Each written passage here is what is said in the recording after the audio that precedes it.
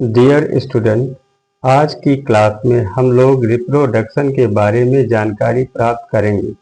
Reproduction कक्षा 8 के विज्ञान विषय के पाठ्यक्रम में शामिल हुई है, जिसका शीर्षक है रिप्रोडक्शन इन ह्यूमन। तो यहाँ पे कक्षा 8 के छात्रों के लिए ये बहुत ही ज़रूरी हो जाता है कि वो रिप्रोडक्शन की प्रक्रिया को अच्छे से समझें। हालांकि रिप्रोडक्शन के बारे में सामान्य जानकारी सभी को हो, यह भी बहुत ज़रूरी है, लेकिन मुख्य तौर पर कक्षा 8 के छात्रों के लिए ये बहुत ही ज़रूरी है क्योंकि उनके पाठ्यक्रम में शामिल है। आइए प्यारे बच्चों, अब हम रिप्रोडक्शन के बारे में आगे चर्चा करें। सबसे पहले रिप्रोडक्शन होता क्या है, इसको समझना जरूरी है।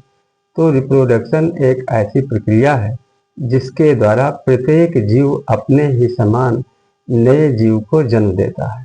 रिप्रोडक्शन को हिंदी में प्रजनन या जनन कहते हैं। दूसरे शब्दों में हम कह सकते हैं कि रिप्रोडक्शन एक ऐसी प्रक्रिया है जिसके द्वारा हर एक जीव अपने समान नए संतत जीव को जन्म देता है। यही प्रक्रिया रिप्रोडक्शन कहलाती है। रिप्रोडक्शन हर एक जीवधारी में होता है।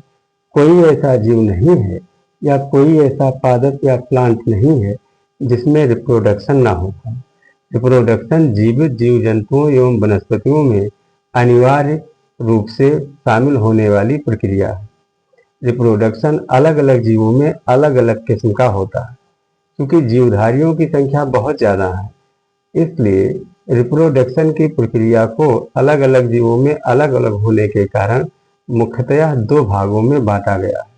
वैज्ञानिकों ने इन प्रकार के रिप्रोडक्शन को दो भागों में बांटा।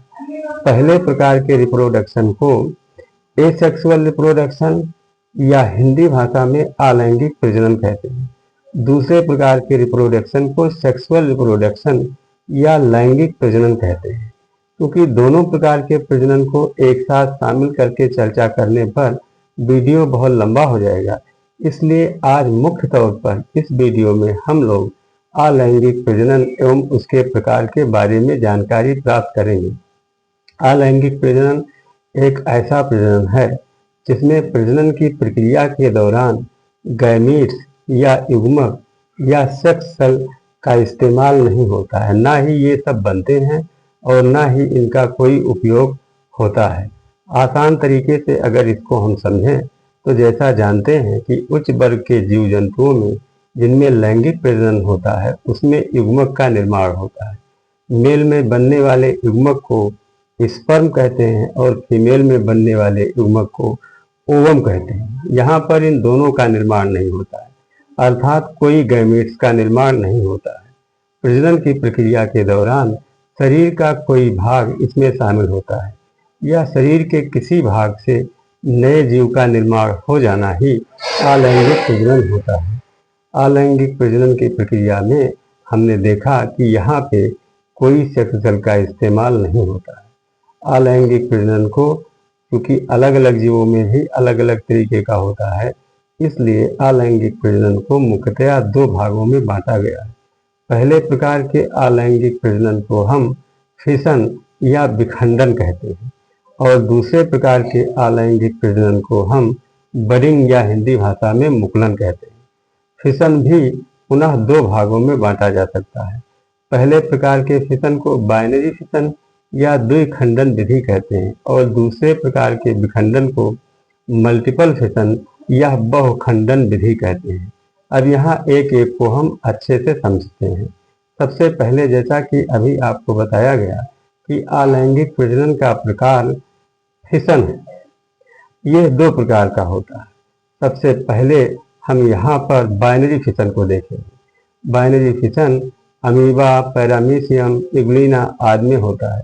यहाँ पे जनक का शरीर जिससे नए जीव का निर्माण होना है वो साधारण तरीके से दो भागों में बट जाता है और प्रत्येक भाग से एक नए जीव का निर्माण होता है, अर्थात एक जनक जीव से दो नए संतत जीवों का निर्माण होता है। यह प्रक्रिया बाइनरी फिशन कहलाती है।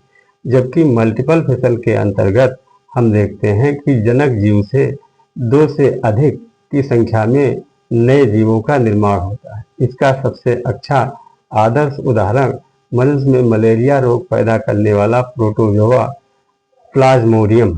प्लाज्मोडियम में मल्टीपल फिशन होता है, अर्थात एक जनक जीव से कई संतति जीवों का निर्माण होता है। तो इस तरीके से फिशन की प्रक्रिया दो प्रकार की होती है, जिसको दोनों को हम लोगों ने समझा। अगला बडिंग या मुकुलन, ये भी अलैंगिक प्रजनन का एक प्रकार है। इस प्रकार के प्रजनन में जनक जीव के शरीर में कहीं पे कोई आउटग्रोथ या अतिवृद्धि बनना शुरू हो जाती है। जब ये अतिवृद्धि वृद्धि करते हुए एक निश्चित आकार ले लेती है तो ये बड कहलाती है, और ये बड या आउटग्रोथ किसी भी तरीके से दबाव से या खिंचाव से जनक जीव के शरीर से अलग हो जाती है और फिर इसी आउटग्रोथ या बड से नए जीव का निर्माण होता है। इसका सबसे आदर्श उदाहरण हाइड्रा है। हाइड्रा में अलैंगिक प्रजनन की विधि के अंतर्गत बडिंग को विस्तार से समझाया गया है। तो इस प्रकार से आज की टॉपिक में हम लोगों ने अलैंगिक प्रजनन को समझा। अगले वीडियो में हम लोग लैंगिक प्रजनन के बारे में विस्तार से अध्ययन करेंगे। यहाँ पे मुख्य तौर पर कुछ महत्वपूर्ण पॉइंट हमको जानना जरूरी है, जिनको सारांश रूप में हम कह सकते हैं। नंबर 1, प्रजनन या रिप्रोडक्शन सभी जीवधारियों में होने वाली अनिवार्य प्रक्रिया है। नंबर 2, प्रजनन दो प्रकार का होता है, अलैंगिक प्रजनन और लैंगिक प्रजनन। लैंगिक प्रजनन पुनः दो प्रकार का होता है, फिशन नंबर 1 और नंबर 2 फिशन के अतिरिक्त बडिंग। तो ये दो प्रकार का अलैंगिक जनन होता है, और फिशन को भी दो भागों में बांटा जा सकता है। सबसे पहले बाइनरी फिशन, और दूसरी जो फिशन की महत्वपूर्ण विधि है उसको विखंडन, बहुविखंडन या मल्टीपल फिशन कहते हैं। तो इस तरीके से हम आज हम लोगों ने अलैंगिक प्रजनन या एसेक्सुअल रिप्रोडक्शन को समझा। धन्यवाद।